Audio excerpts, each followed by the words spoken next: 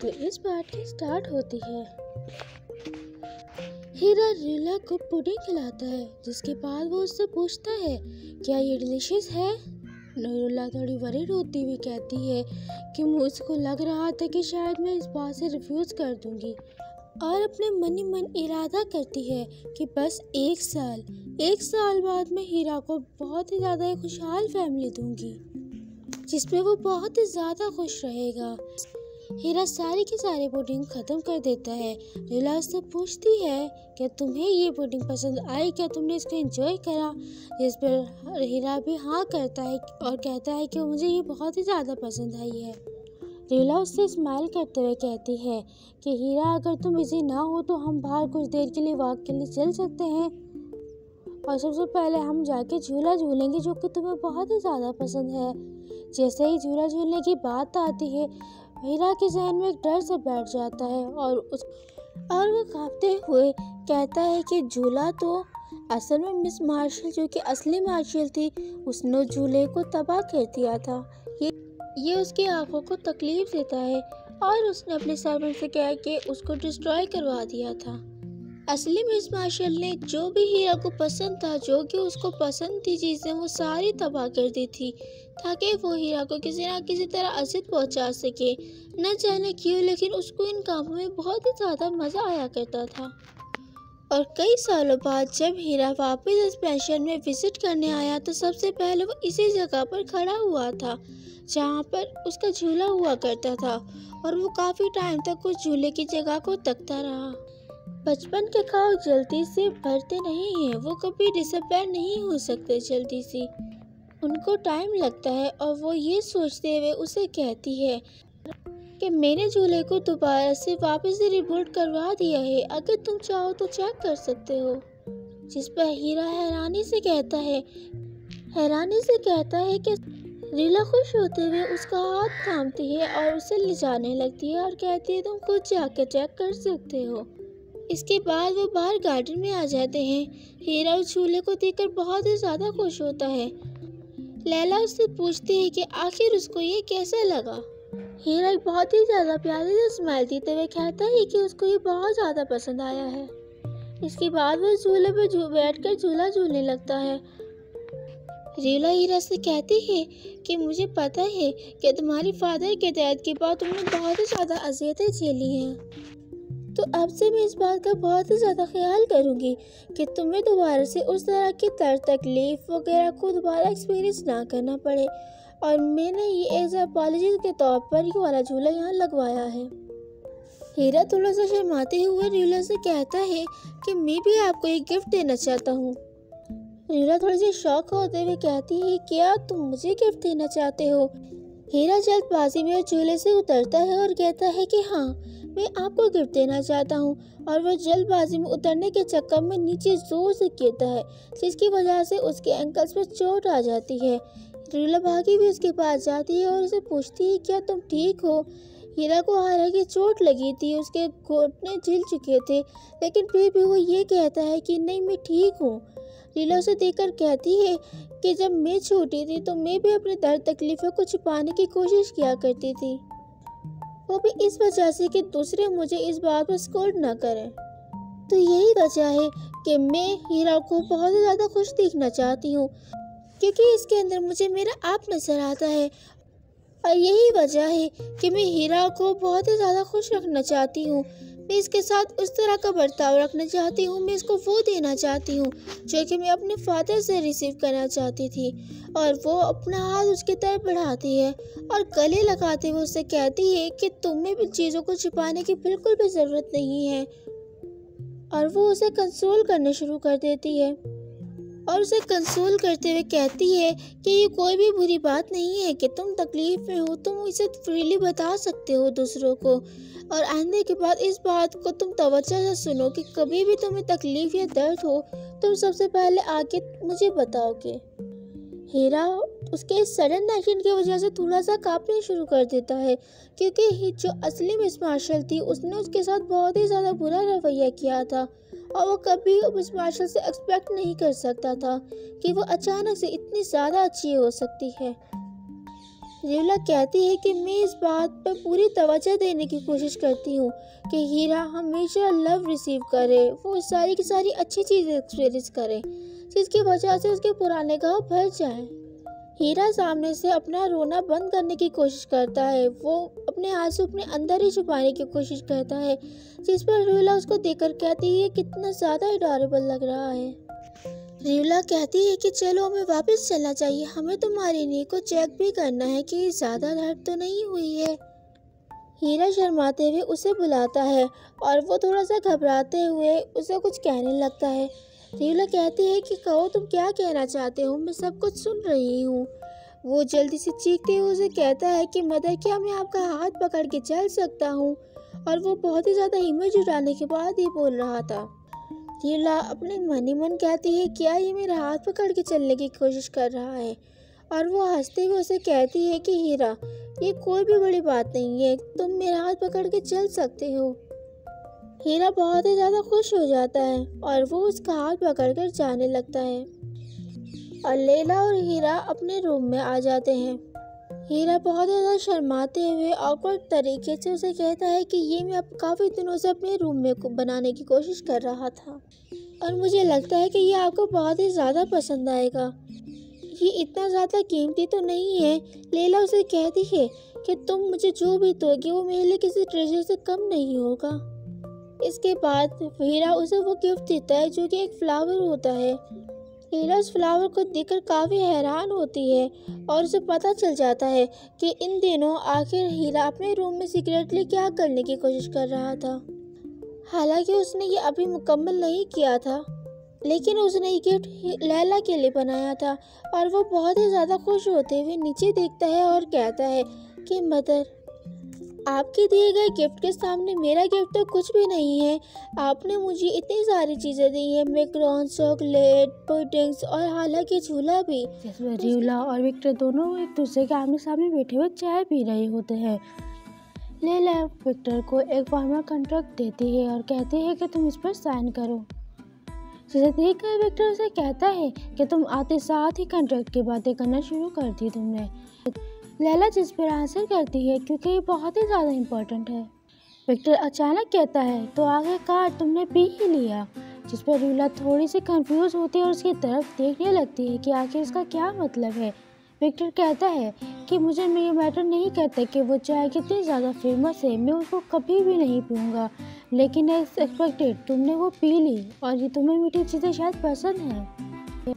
जिस पर रीला उस चाय को देखती है और देखती है कि उसमें काफ़ी ज़्यादा चीनी डली हुई है और वो बहुत ही ज़्यादा मीठी है। और विक्टर उससे कहता है कि मैंने स्पेशली तौर पर तुम्हारे लिए बनवाई थी, क्या तुम्हें पसंद आई है क्या? और वो हंसना शुरू कर देता है उसके ऊपर। रीला ज़रा मुंह बनाते हुए उसे कहती है कि प्लीज़ इसके ऊपर साइन करो। विक्टर बड़ी खामोशी के साथ उसके ऊपर साइन कर देता है और कहता है कि इसे मैं अपनी हिफाजत में रखूँगा, जिस पर रीला उसे एक बैंक का नाम बताती है और कहती है कि वो ज़्यादा सेफ रहेगा। जिस पर विक्टर उसे कहता है कि मेरी प्लेस से ज़्यादा इस एम्पायर में और कोई जगह सेफ नहीं हो सकती। इसके बाद विक्टर से रीला एक सवाल पूछती है, जिस पर विक्टर उसे कहता है कि हाँ तुम मुझसे कोई भी सवाल पूछ सकती हो। लैला उसे कहती है कि लास्ट टाइम मैंने तुम्हारे सामने एक रिंग का जिक्र किया था, अगर मैं थोड़ा सा हार्ड वर्क करूँगी तो ज़रूर हैरा अपने वक्त से ज़्यादा जल्दी रिंग बनाना सीख जाएगा। और ये पूरे एम्पायर में सबसे ज़्यादा वो विक्टर ही है जो कि इन्फॉर्मेशन रखता है रिंग्स के बारे में। विक्टर उसे कहता है कि देख के लगता है कि तुम बहुत ही ज़्यादा इंटरेस्टेड हो इन चीज़ों में। वो लैला को इसके बारे में सारी की सारी इन्फॉर्मेशन देते हुए बताता है मैफर फैमिली में ज़्यादातर बंदे इस चीज़ से वाकिफ़ होते हैं और उनके लिए ज़रूरी भी होता है कि वो रिंग को समन करके इस्तेमाल करना सीखें, अदरवाइज़ जो ऐसा नहीं करता उसे इस फैमिली से निकाल दिया जाता है। जिसके बाद में रीला सोचती है कि अफकोर्स विक्टर एक ऐसा वाहिद बंदा है जिसने डिक टॉम को जीता था, क्योंकि ये एक ऐसा बंदा है जो कि इस तरह की चीज़ों को बाकी से ज़्यादा अच्छे से हैंडल कर सकता है। और वो विक्टर को उसकी सारी रिंग शो करने के लिए कहता है, जिस पर विक्टर कहता है क्या सच में? लैला कहती है हाँ बिल्कुल। असली वर्क में हीरा ने लगभग 8 साल तक मेहनत कर उसने 3 रिंग्स बनाई थी। इसके बाद बाकी की रिंग्स उसने बियर बनने के बाद बनाई थी, यानी कि उसके टोटल 7 रिंग्स थी। लैला उसकी तरफ देखते हुए सोच रही होती है कि उसे इसके अंदर कोई भी अजीब बात नजर नहीं आती। वो विक्टर से कहती है, इस तरह की ज़्यादातर चीज़ों से वाकिफ सिर्फ वीबर फैमिली के बंदे ही होते हैं। इसके अदरवाइज और लोग भी होते हैं। जिस पर विक्टर थोड़ा सा सोचने के बाद कहता है कि हाँ होते हैं, लेकिन ये एक बहुत ही ज़्यादा सेंसिटिव चीज़ है जिसके बारे में ज़्यादा बंदे नहीं वाकिफ होते और कोई जल्दी से इस तरह की चीज़ों को हैंडल नहीं कर सकता है। लैला उससे पूछती है, क्या मैं कर सकती हूँ? विक्टर कहता है कि हाँ ऑफ कोर्स तुम कर सकती हो। क्या तुम चाहती हो कि मैं तुम्हें इन चीज़ों के बारे में टीच करूँ? जिस पर रीला थोड़ा शौक होकर इसकी तरफ देखती है और पूछती है कि वाकई तुम मुझे टीच करोगे? विक्टर थोड़ा सा आकर दिखाते हुए कहता है कि हाँ, लेकिन मेरी एक कंडीशन है। और वो लैला के सामने अपनी कंडीशन रखता है, जिस पर लैला को उससे बहुत ही ज़्यादा गुस्सा आता है और वो गुस्से में उससे कहती है, क्या तुम मेरे साथ मजाक कर रहे हो? माहौल काफ़ी ज़्यादा संजीदा हो जाता है। विक्टर माहौल को संभालने के लिए पीछे की तरफ देखने लगता है और फिर कहता है कि चलो ठीक है, लेकिन मेरे लिए यही बहुत ज़्यादा अच्छा होगा कि मैं रोज़ाना तुम्हें एक बार देख सकता हूँ। लैला उससे कहती है कि चलो ठीक है, जब तुम्हारे पास टाइम हो तो तुम मुझे उस बारे में बता सकते हो। जिस पर विक्टर उसको कहता है कि चलो ठीक है, हम रोज़ाना इस बात की ट्रेनिंग करेंगे। और वो उसे कहता है कि हाँ मेरे पास काफ़ी टाइम है। लैला चाय पीते हुए सोच रही होती है, लेकिन मेरा ख्याल ये बहुत ही ज़्यादा बिजी रहता है हर वक्त। और वो उसे पूछती है कि इस पेंशन में कितने बंदे हैं जो कि रिंग को हैंडल कर सकते हैं। विक्टर थोड़ा सा सोचने के बाद उनके नाम लेता है, जिसमें से एक रुखसाना होती है, एक रोकर होता है और एक हैज़त होता है। लैला ने इन सारे के सारे लोगों के बारे में पहले से ही नॉवल में पढ़ रखा था, क्योंकि ये वो लोग थे जिन्होंने हीरा को रिंग समन करने में मदद करी थी। और वो विक्टर से कहती है कि तुम मुझे इन सबसे इंट्रोड्यूस करवाओ। विक्टर को उसकी बात पर काफ़ी ज़्यादा गुस्सा सा आता है और वो कहता है, क्या मैं तुम्हें उनसे इंट्रोड्यूस करवाऊँ? और वो मना कर देता है कि वो ऐसा नहीं करना चाहता। लैला उसे पूछती है कि आखिर क्यों? विक्टर उसे बताता है, क्योंकि मुझे बहुत ही ज़्यादा पसंद है तुम्हारे साथ अकेले में टाइम गुजारना और मैं अपने इन जज्बात को ख़त्म नहीं करना चाहता। लैला भी कहती है कि चलो ठीक है, एनीवे जब हमारी शादी हो जाएगी तो मैं तो उनसे मिल ही लूँगी और उसके बाद तो तुम्हें उन्हें मुझसे इंट्रोड्यूस करवाना ही पड़ेगा। लैला ने जिस अंदाज में उसे ये बात कही थी उसे वो काफ़ी ज़्यादा प्रिटी लग रही थी, जिसे विक्टर देखकर बहुत ही ज़्यादा ब्लश कर जाता है और नीचे देखते हुए कहता है कि आखिर मैं तुम्हारे साथ कैसे मीट कर सकता हूँ। इसके बाद वो बाहर ट्रेनिंग ग्राउंड में आ जाते हैं। बाहर रोकर रुखसाना के पास भागता हुआ आता है और कहता है कि तुमने सुना है कि लॉर्ड इस वक्त मैरिज करने वाले हैं? जिस पर रुखसाना थोड़ी सी चौंक जाती है और उसकी तरफ देखती है। क्या? रोगर कहता है कि ये ज़रूर फेक न्यूज़ हो सकती है, लेकिन वो उसके सामने एक लेटर रखते हुए दिखाता है कि ये वीबर फैमिली का लेटर है, जिस पर उसके बारे में लिखा हुआ है कि प्रिंस वेपर अभी हाल ही में शादी करने वाले हैं, तो जल्द से जल्द जो ब्यूटी फील्ड में आए हैं वो वहाँ की जंग खत्म करके वापस आ जाए। रुखसाना उस लेटर को देखते हुए कहती है कि इसके ऊपर जो प्रिंटेड सेंटेंसेस हैं वो सारे के सारे वीपर फैमिली से ताल्लुक़ रखते हैं। रोकर उस लेटर को देखते हुए कह रहा होता है कि नहीं, ऐसा नहीं हो सकता। क्या सच में वो शादी करने वाले हैं?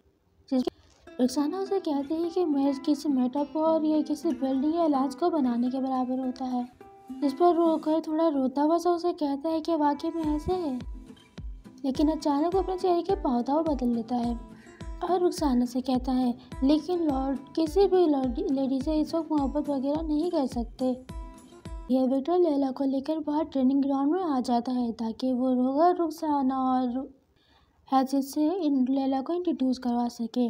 बाहर उन्हें रोगर और रुखसाना दोनों मिल जाते हैं।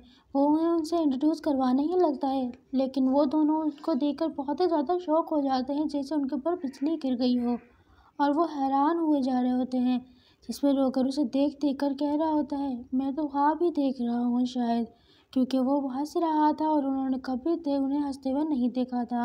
रुखसाना के भी कुछ ऐसे ही तासुरात थे। वो कहती है कि मुझे नहीं लगता कि ये कोई ख्वाब है। विक्टर लैला को कहता है कि चलो ठीक है, मैं तुम्हें इन सबसे इंट्रोड्यूस करवा सकता हूँ, लेकिन जैसे ही वो बारे में कहता है वो लैला की तरफ देखता है। लैला बहुत ही ज़्यादा गौर से उन दोनों को देखे जा रही होती है, जिसमें विक्टर को काफ़ी ज़्यादा उससे जेलसी फील हो रही होती है और लैला उन्हें देख कर कह रही होती है, इज्जत के तो सिल्वर कलर के हेयर हैं, ज़रूर ये रुखसाना और रोगर मौजूद होंगे। विक्टर उसे कहता है कि आखिर तुम उनकी तरफ इस तरह से कैसे देख रही हो? वो अचानक से शॉक होकर अपने हवास में वापस आती है और कहती है, लेकिन उसके कुछ कहने से पहले ही विक्टर उसे बीच में टोक देता है और कहता है, तुम्हें क्या ये बच्चा पसंद है? ये इसका स्टाइल वगैरह कुछ अच्छा लगता है? जिस पर रोकर बहुत ज़्यादा परेशान हो जाता है। लैला उसे अपने आप को एक्सप्लेन करते हुए कहती है कि नहीं, तुम्हारे से क्या मतलब है, तुम मुझे इनसे इंट्रोड्यूस करवाने के लिए यहाँ पर लाए थे। और वो थोड़ा सा मुंह बनाते हुए कहता है, क्या सच में मुझे इनको इंट्रोड्यूस करवाने की ज़रूरत है? और वह थोड़ी देर सोचने के बाद फिर कहता है कि इसका नाम है, तुम इसको बस है करके कुछ भी आप बुला सकती हो। जिस पर रोगर तो बहुत ही ज़्यादा परेशान वे में उसकी तरफ देख कर रोना ही शुरू कर देता है। विक्टर कहता है कि तुम इसे है करके बुला सकती हो। लैला विक्टर को काफ़ी ज़्यादा अननोन वे में फील कर रही होती है। इसके बाद वो रुखसाना को लैला से इंट्रोड्यूस करवाता है और कहता है कि इसके बराबर में जो मौजूद है वो रुखसाना है, जो कि नाइट लीडर है। रोगर उसे देख देख अपने मन ही मन कह रहा होता है, क्या ये सच में इस वक्त मुझसे जेलस हो रहा था? इसके बाद वो वहाँ से चले जाते हैं। उनके जाने के बाद रोगर रुखसाना आपस में दोबारा से बैठकर बातें करना शुरू कर देते हैं।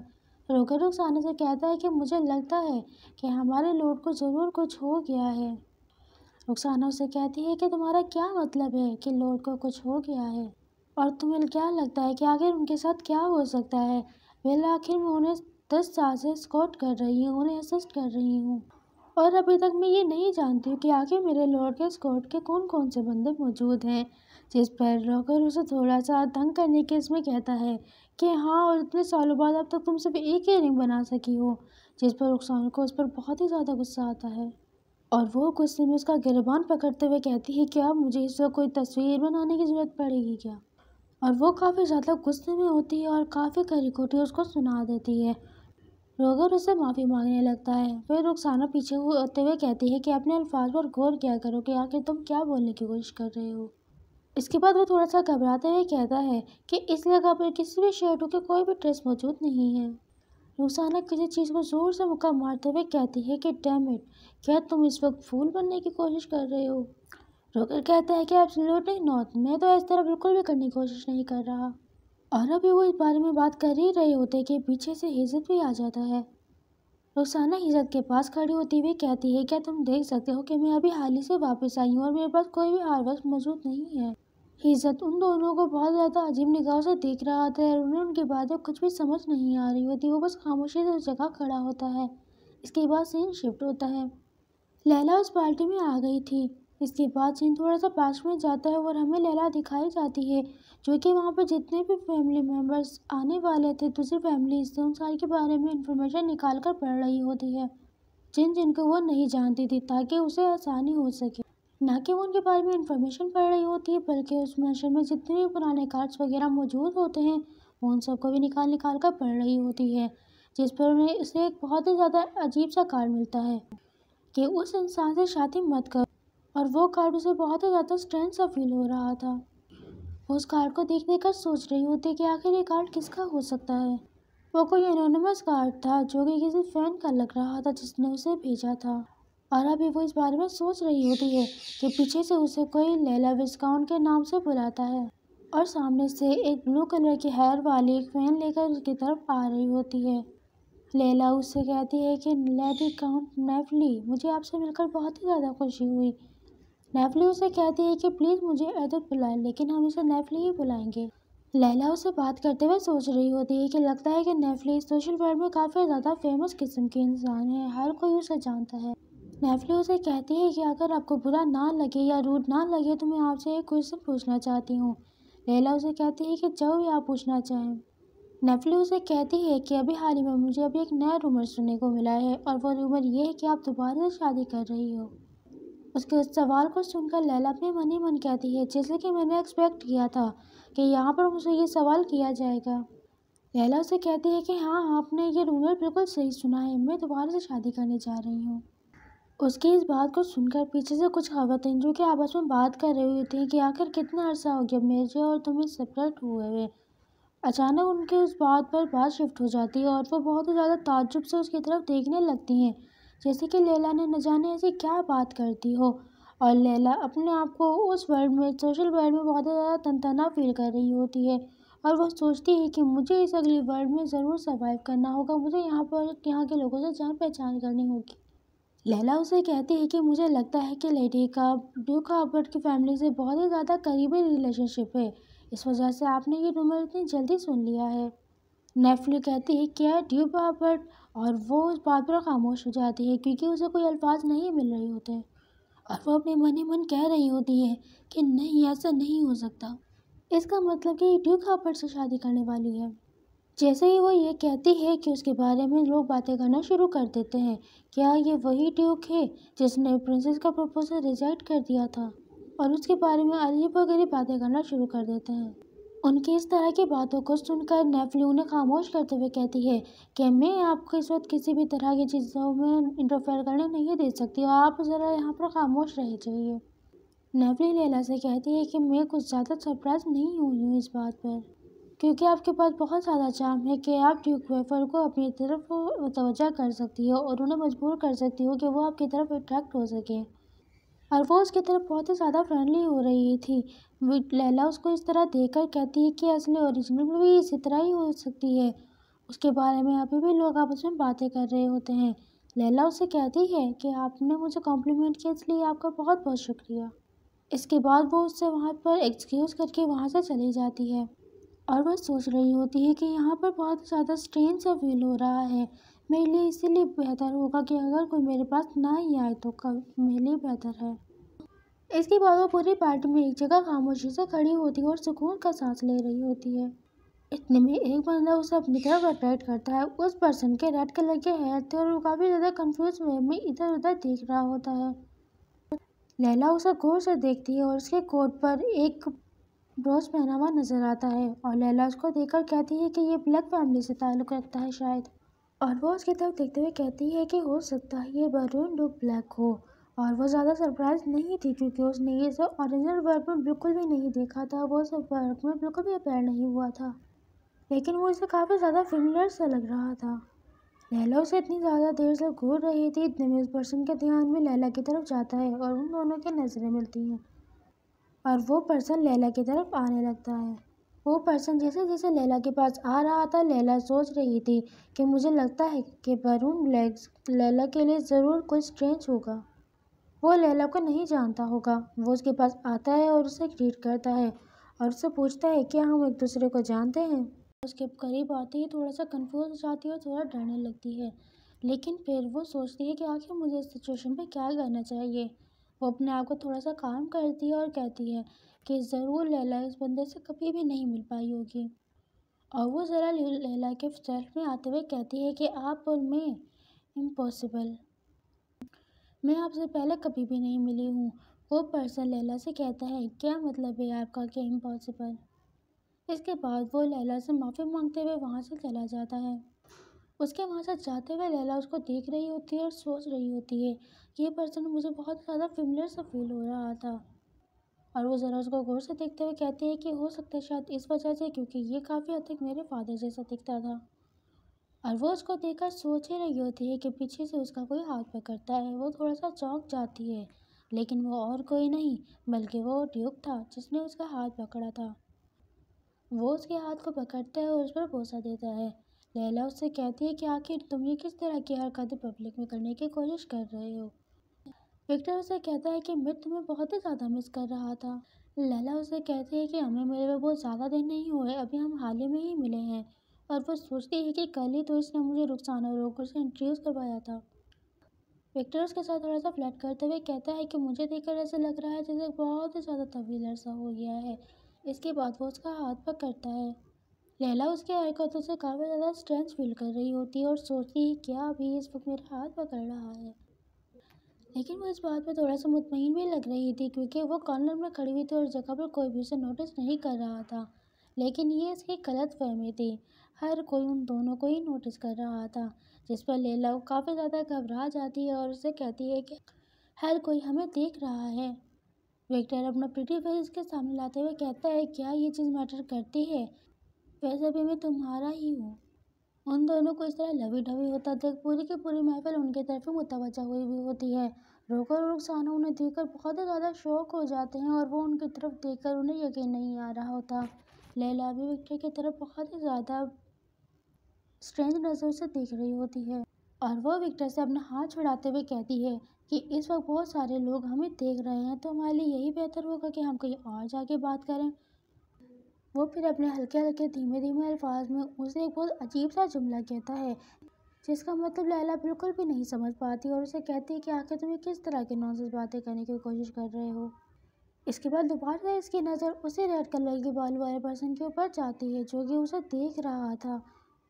लैला को उस वक्त उसको इस तरह देखते देख विक्टर उसे कहता है कि देखकर यूँ लगता है कि तुम इस पर्सन के बारे में काफ़ी ज़्यादा कंसर्न हो काफ़ी देर से। और वो लैला से कहता है देखकर ऐसे फील होता है जैसे कि तुमने काफ़ी देर तक एक दूसरे से बातें की हो। और उसे इस तरह देख लैला उसे कहती है कि हालांकि ये पर्सन कितना ज़्यादा अजीब है, ये एक अंकल से भी जेलस कर रहा है। और उसे इस तरह करते देख लैला उसके ऊपर हंसना शुरू कर देती है। विक्टर उसे पूछता है कि आखिर तुम मेरे ऊपर क्यों हंस रही हो। लैला उसे बताती है कि मेरी और मिस्टर बैरून के दौरान कुछ भी नहीं चल रहा है, जिस पर विक्टर थोड़ा सा अनोइंग होता हुआ कहता है, क्या ये सच है? लैला हाँ कहती है। इसके बाद विक्टर की दोबारा से उसके साथ फ्लर्टिंग शुरू हो जाती है। विक्टर उसका हाथ पकड़ते हुए अपने चेक पर रखता है और उसे कहता है, क्या तुम प्लीज़ दूसरों के ऊपर फोकस करना बंद करोगे और सिर्फ मेरी तरफ देखो तुम। लैला उसको इस तरह देख कर हंसे ही जा रही होती है और अपने मन में कहती है कि ये तो बिल्कुल ही पपी की तरह है। इसके बाद विक्टर और लैला बाहर कॉरिडोर में आ जाते हैं। विक्टर लैला को बेंच पर बिठाता है और अपना कोट उतारते हुए उसे पूछता है कि आखिर वो यहाँ पर इतनी लेट क्यों आई है। लैला आंसर करती है कि कुछ ऐसी चीज़ें थी जिनको मुझे अभी उनकी तरफ मुतवज्जा होना था और उनका ख्याल करना था, इसके अलावा और कुछ भी नहीं है। विक्टर लैला से कहता है कि आजकल मैं कुछ ढूंढने की कोशिश कर रहा हूँ, लेकिन इन द एंड आखिरकार मुझे ढूंढने में नाकामयाब हो जाता हूँ। लैला कहती है आखिर ये इस पर क्या ढूंढने की कोशिश कर रहा था, और हो सकता है वो शेडो हो। और जैसा कि रिंग के बारे में नावल में बताया गया था कि कल्प्रेट की रिंग उसके नाम के मुताबिक इस्तेमाल की जाती है, यानी कि जो कल्प्रेट का नाम होगा जिसकी रिंग होगी वो उसी के नाम से पहचानी जाएगी। और अगर बात की जाए होली रिंग की, तो ये बाकी रिंग से काफ़ी ज़्यादा मुख्तलिफ होती है और ये इस्तेमाल करने पर वापस नहीं जाती। इसका कैस्टर काफ़ी मुख्तलिफ होता है और ये ज़्यादा स्पेस भी नहीं लेती। और एक ब्लैक होल किसी भी रिंग के ऊपर चिपक जाता है और उसकी सारी की सारी पावर को एब्जॉर्ब कर लेता है। और इसके कॉन्सिक्वेंसेस ये होते हैं कि जो भी रिंग होती है वो अपनी सारी की सारी पावर खो बैठती है। और इसके नतीजे के तौर पर हम ये भी कह सकते हैं या ये कहा जा सकता है कि रिंग इस्तेमाल करने वाला इस रिंग की शिकायत कर रहा है कि ये बिल्कुल भी ठीक नहीं है। और ये शेडो कोई आम शेडो नहीं हो सकती, क्योंकि हिजत और रोगर को इस शेडो की तलाश में सौंपा गया है ताकि वो इनको आसानी से तलाश कर सके। लेकिन इनको आसानी से तलाश करना कोई आसान कारनामा तो नहीं हो सकता। और इसी बारे में वो सोचते सोचते ये तो भूल ही जाती है कि उसने अब तक हिजत को आज यहाँ पर तो देखा ही नहीं। वो किसी भी तरह एक मरतबा हिजत को ज़रूर देखना चाहती है। अभी वो इन सोचो फिक्र में गुम ही होती है कि अचानक उसे बाहर विंडो की तरफ कोई औरत नज़र आती है जिसके कॉपर ब्राउन कलर के हेयर्स होते हैं, जिसका नाम सीनियर हेलन होता है। और जिस नावल में लैला इस वक्त मौजूद है, ये उसका सबसे अहम किरदार अदा करने वाली औरत है, क्योंकि आखिरकार विक्टर की माइंड को बाजियाब करने में सबसे ज़्यादा अहम किरदार यही था और ये अब नमूदार हो चुका है। वो उसको देखते ही फ़ौरन खड़ी हो जाती है और उसकी तरफ जाना शुरू कर देती है। विक्टर उससे पूछता है कि आखिर तुम कहाँ जा रही हो, और वो बताती है कि सीनियर हेलन इस वक्त यहाँ पर आ चुकी हैं और मुझे जल्द से जल्द उनके पास जाना चाहिए और उनसे कोई ना कोई ऑर्डर लेना चाहिए ताकि हम किसी भी तरह तुम्हारी माइंड को रिकवर कर सकें। विक्टर बड़ा संजीदा होकर उससे कहता है, एक मर्तबा तुम मेरी रिक्वेस्ट तो सुन लो। लैला जिस पर पूछती है कि आखिर तुम्हारी रिक्वेस्ट क्या है। विक्टर खड़ा होता है और उसकी तरफ थोड़ा गौर से देखने लगता है। लैला देखती है कि वो मुझे इस तरह गौर से क्यों देख रहा है और वो सोच रही होती है। इतने में लैला को विक्टर कहता है, लेकिन उसकी वो बात हमें नहीं दिखाई जाती और हमें नेफली दिखाई जाती है जो कि विंडो से विक्टर को और लैला को देख रही थी और उसे देख कर सोच रही होती है कि देखकर ऐसा लग रहा था जैसे कि इनकी मैरिज एक तरह से दिखावा है, लेकिन देखकर तो ऐसा नहीं लग रहा है। लगता है शायद इसने ड्यूक को अपने सच्चे मोहब्बत में फंसा लिया है। और वो सोचती है कि लैला एक ऐसी औरत किसी से मोहब्बत कर ही नहीं सकती। और वर्ड लव एक ऐसा लफ्ज़ है जो कि लैला को समझने के लिए बिल्कुल ही नाकामयाब वो लफ्ज़ है, जिसे लैला कभी समझ ही नहीं सकती। क्या ये हो सकता है कि वो चेंज हो चुकी है? और वो उसे देखकर एक स्कैरी सी हंसी हंसती हुई कहती है कि देखकर ऐसा फील होता है जैसे कब काफ़ी ज़्यादा एक्साइटिंग सीन शुरू होने वाले हैं। और वो ज़रा अपना फैन ट्विस्ट करते हुए कहती है, और मुझे ये करंट लैला पसंद है, ये बहुत ही ज़्यादा अच्छी है। लैला और विक्टर दोनों के दोनों बाहर कॉरिडोर में खड़े हुए होते हैं और लैला के साथ विक्टर काफ़ी हद तक फ्लर्ट कर रहा होता है। इसमें लैला काफ़ी ज़्यादा शाय हो रही होती है और अचानक विक्टर को याद दहानी कराती है कि कोई उन्हें देख रहा है। जैसे ही वो विक्टर को बताती है, दूसरी तरफ वहीं पर रोकर खड़ा हुआ होता है, लेकिन जैसे ही वो देखता है कि विक्टर उसे देखने लगा है, वो अपना इधर उधर ध्यान करता है ताकि उसको लगे जैसे मैं उसको देख ही नहीं रहा हूँ। इसके बाद लैला उससे बहाना बनाते हुए वहाँ से चली जाती है और कहती है कि मैं कुछ देर बाद वापस यहाँ पर आऊँगी, और वहाँ से वो चली जाती है। विक्टर लैला को वहाँ से जाते हुए देखता रहता है। लैला मिस हेलन के पास आती हैं, यानी सीनियर हेलन के पास, और उन्हें ग्रीट करती हैं, जिस पर सीनियर हेलन भी लैला को रिस्पेक्ट शो करते हुए उन्हें भी ग्रीट करती है। और मिस हेलन उसे बताती हैं कि मैंने अभी हाल ही में तुम्हारी शादी के बारे में सुना है, और उसे कंग्रेचुलेशन करती है, जिस पर लैला उसे थैंक यू करती है। और वो ज़रा देखती है कि उसका ध्यान कहीं और है, और जैसे ही वो अपने पीछे देखती है कि आखिर मिस हेलन किसको इतना ज़्यादा तवज्जो दे रही है, किस पर इतना ज़्यादा नज़र रखने की कोशिश कर रही है, तो वो और कोई नहीं, उनकी ही फैमिली का एक मेम्बर होता है, जिसका नाम डेवन हेल्सन होता है। सीनियर हेलन की और डेवन हेलन की रिलेशनशिप कोई इतनी खास अच्छी नहीं थी, और ये साफ साफ देख कर हेलन के मुँह से पता चल रहा था। वो बिल्कुल भी अपने एक्सप्रेशन नहीं छुपा पा रही थी, और लैला उसके इस तरह के एक्सप्रेशन देखकर समझ जाती है कि ये बिल्कुल भी अच्छी नहीं है अपने एक्सप्रेशन छुपाने में और उन्हें कंट्रोल करने में। लैला हेलन से उसका नाम लेती है, जिस पर हेलन उस बीच में ही टोकते हुए कहती है कि प्लीज़ मुझे फील फ्री सीनियर ही बुलाइए, जिस पर लैला हामी भरते हुए कहती है कि मैं ऐसे ही करती हूँ। लैला उससे बात करते हुए काफ़ी ज़्यादा कंफ्यूज हो रही होती है, और वो सोच रही होती है कि वो कोई और जगह मुंतखब करें। उसे बात करने में उस जगह पर बिल्कुल भी कंफर्टेबल फील नहीं होता, और वो सीनियर हेलन को भी गौर कर रही थी कि वो बहुत ही ज़्यादा तवज्जो से डेविसन हेलन को देखे ही जा रही थी, और वो अपनी नज़र इधर उधर बिल्कुल भी नहीं कर रही थी। इसके बाद वो अपना सारा ध्यान लैला की तरफ करते हुए उससे उसकी शादी के बारे में पूछती है, और लैला से कहती है, देखकर यूँ लगता है जैसे कि आप ड्यूक वेफर को काफ़ी ज़्यादा सपोर्ट कर रही हो शादी के मुताल्लिक। जिस पर लैला अचानक चौंकते हुए उससे पूछती है कि आखिर आप ये कैसे कह सकती हैं, आपको ये कैसे पता चला? वो कहती है बिकॉज क्योंकि ड्यूक वेफर आपको काफ़ी देर से बहुत ही ज़्यादा गौर से देखे जा रहे हैं। दूसरी तरफ हमें विक्टर भी दिखाया जाता है, जो कि किसी तरसे हुए आशिक की तरह लैला को देखे ही जा रहा होता है, अपने मन में उसका नाम लेता है। इस बात का फ़ायदा उठाते हुए लैला उससे इस बात पर कह ही देती है, हमें इस वक्त किसी और जगह पर जाके बात करनी चाहिए, मुझे कोई इम्पोर्टेंट चीज़ है जो कि आपसे डिस्कस करनी है। जिस पर मिस हेलन कहती है, हो क्या ये मेरे मुताल्लिक है? लैला कहती है हाँ। इसके बाद लेडी हेलन उसे वहाँ पर अपने पीछे फॉलो करने के लिए कहती है, और वो दूसरी जगह पर आ जाते हैं। सीनियर हेलन उसे मैम कह के बुला रही होती है, जिस पर लैला उसे कहती है कि आप मुझे फील फ्री मेरे नाम से बुला सकती हैं, आप मुझे लैला कह सकती हैं। इस पर वो भी रजामंद हो जाती है, और लैला फ़ौरन पॉइंट पर आते हुए उसे कहती है कि सीनियर, क्या आप मेट्रो पोजीशन के लिए अपना सारा का सारा कंट्रोल हासिल करना चाहती हैं? जिस पर लेडी हेलन भी काफ़ी ज़्यादा शॉक हो जाती है, और उसे कहती है कि आखिर आप ये किस तरह की बातें इतनी ज़ोर ज़ोर से कह रही हैं, और उससे कहती है कि आपका मुझे यहाँ पर लाने की आखिर वजह क्या है, रीज़न क्या है? लैला उसे काम डाउन करते हुए कहती है, मैं सिर्फ आपके ऊपर एक शर्त लगाना चाहती हूँ, और मुझे ये बाकायदा यकीन है कि आप इस पोजीशन के लिए बाकायदा बिल्कुल सूट करेंगी। सीनियर हेलन कहती है कि मैं इस बारे में थोड़ा सा सोच कर आपको बताती हूँ, और वो चाय का कप उठाते हुए कहती है कि ये वर्ड्स काफ़ी ज़्यादा सिंसियर हैं। क्या आपके अंदर इतनी एबिलिटी है कि आप मुझे इस पोजीशन पर बिठा सकती हो? लैला एक डार्क एक्सप्रेशन के साथ उसे कहती है कि मैं आपकी बात को अच्छे से समझ गई हूँ, और फुल कॉन्फिडेंस के साथ कहती है कि मेरे अंदर ये एबिलिटी है कि जो आप चाहती हो मैं आपको वो दे सकती हूँ। चले इस बारे में एक प्रॉमिस करते हैं।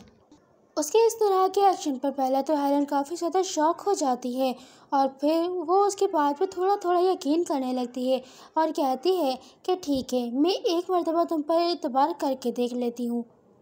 और वो उससे पूछती है कि इसके बदले आखिर वो क्या करवाना चाहती है मुझसे, आपको मुझसे किस तरह की मदद चाहिए। और लैला अपने चाल चलते हुए एक स्माइल हंसते हुए कहती है कि ब्लैक डायमंड जो कि डॉनसन ने ले ली है, अगर तुम उस मैन के ऑनर बन जाओ इसका मतलब ये है कि तुम उसके और वो तुम्हारी हो जाएगी। इसके बाद से तुम मेरे ऊपर छोड़ दो, सिर्फ 1 साल के अंदर मैं तुम्हें उस पोजीशन पर पहुंचा दूंगी जो कि तुम चाहती हो। उसकी इस बात पर पहले तो हेलन काफ़ी ज़्यादा घबरा जाती है और क्या कैसे करना है इस बारे में सोचने लगती है, और लैला से कहती है ऑलराइट मैडम। फिर कहती है नहीं नहीं लैला। सीन शिफ्ट होता है और विक्टर दिखाया जाता है जिसे अचानक से कोई मास्टर बुलाता है। वो और कोई नहीं बल्कि रोगर था और उसे कुछ कहने की कोशिश कर रहा था, लेकिन विक्टर उसे देखकर इस तरह कर देता है जैसे कि वो उसको सुन ही नहीं रहा हो। लेकिन रोगर अपनी कोशिश जारी रखता है और उसे कहता है कि आप सुन रहे हो क्या मैं क्या कहने की कोशिश कर रहा हूँ। विक्टर साहस और उसके मुंह पर बेइज्जती करते हुए कहता है नहीं मैं नहीं सुन रहा, और बड़े ही गुस्से अंदाज में उसको कहता है कि ऐसे किसी भी इंसान की बातें बिल्कुल भी नहीं सुन सकता या बिल्कुल भी सुनने में इंटरेस्टेड नहीं हूँ जो मेरे और लैला के टाइम को प्रीशियस टाइम को ज़ाया करें। उसकी इस बात पर रोगर बहुत ही ज़्यादा शॉक हो जाता है और वो काँपने लगता है। उसके सारे के सारे एक्सप्रेशन बिल्कुल ही डार्क हो जाते हैं। इतने में उसको वो ब्लैक रिंग्स नज़र आने लग जाती हैं। एकदम से विक्टर रोगर का नाम बुलाता है और उसको कहता है कि मैंने वो होल ढूंढ लिया है, जल्दी से रुखसाना को बुलाओ। जिस पर रोगर कहता है क्या, और बड़े ही गुस्से अंदाज में उसको कहता है कि मुझे तुम्हारी कंपनी बिल्कुल भी पसंद नहीं है, मेरे लिए बस रुखसाना ही काफ़ी है, और जब लैला वापस आएगी तो तुम्हें उसका ख्याल करना है और फिर उसके बाद तुम लौट जाना। रोगर उसकी बात मानकर वहाँ से चला जाता है। सीन शिफ्ट होता है और लैला विक्टर के पास आने वाली होती है कि बीच में उसको रोगर मिल जाता है। उससे वो पूछती है कि आखिर ड्यूक कहाँ जा रहे हैं, क्या उन्हें कोई बिजनेस है या कोई उनको वक्त काम आ गया है। जिस पर रोगर सारी की सारी बात संभालते हुए उसको कहता है कि उन्हें अर्जेंटली बहुत ही ज़्यादा ज़रूरी काम आ चुका था, जिसकी वजह से उन्होंने मुझे कहा है कि मैं जल्द से जल्द आपको लेकर यहाँ से चला जाऊँ। और साथ साथ उसको ये भी कहता है कि आप मुझसे फील फ्री कोई भी बात कर सकती हैं लेडी। उसके अचानक इस तरह चले जाने पर लैला काफ़ी ज़्यादा कंफ्यूज हो जाती है और सोचने लगती है कि सडनली अपनी जगह को इतनी आसानी से छोड़ देना, क्या वो काम इतना ज़्यादा अर्जेंट आ पहुँचा था। शायद वो उस शैडो को ट्रस्ट कर रहे थे, शायद वो इतनी ज़्यादा सीरियस तो नहीं हो सकती। लैला को इस तरह सोचों में डूबा देखकर अचानक रोगर उसको कहता है कि मैम वो इस वक्त रुखसाना के साथ यहाँ से चले गए हैं, तो आपको उनके बारे में फिक्र करने की बिल्कुल भी ज़रूरत नहीं है, और बिलाशुबा ये बहुत ही ज़्यादा बेहतर होता अगर मैं और हिजत एक साथ होते। लेकिन लेडी मुझे आज आपका ख्याल रखना है, और इस वक्त हिजत इस पार्टी को अटेंड नहीं कर रहा है, वो इस पार्टी से इस वक्त एब्सेंट है। और फिर वो कहता है कि हाँ हिजत हमारे नाइट में से एक है।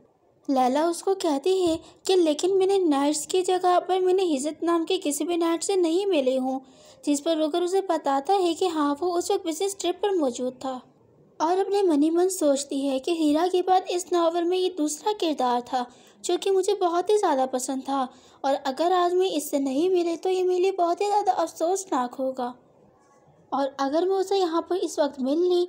वो फिर रोगर से कहती है क्या तुम मुझे उससे इंट्रोड्यूस करवा सकते हो, मैं सिर्फ उससे एक मर्तबा मिलना चाहती हूँ। विंडो के पास खड़ा हुआ होता है और बाहर की तरफ देख रहा होता है। इतने में पीछे से कोई दरवाज़ा खोलता है, और वह दरवाज़ा खोलने वाला और कोई नहीं बल्कि रोगर होता है। रोगर उसके रूम में एंटर होते ही सबसे पहले उसे कहता है कि तुमने दोबारा से अपने आप को रूम में बंद कर लिया है। जिस पर इज़्ज़त उसको हासिल करता है कि तुम जल्द से जल्द इस कमरे से चली जाओ। लेकिन जब उसको एहसास होता है कि रोगर का रूम से जाने का कोई इरादा नहीं, तो फ़ौरन से वो अपनी रिंग से रोगर के ऊपर अटैक करना शुरू कर देता है, जिस पर रोगर चिल्लाते हुए उस पर गुस्सा करते हुए कहता है, क्या तुम्हारा मुझे मारने का इरादा है? जिस पर इज़्ज़त उसे कहता है कि तुम इस वक्त मेरे सोचो ख्यालात में डिस्टर्बेंस का बायस बन रहे हो। जिस पर रोगर उससे पूछता है कि आखिर तुम ऐसा क्या सोच रहे थे?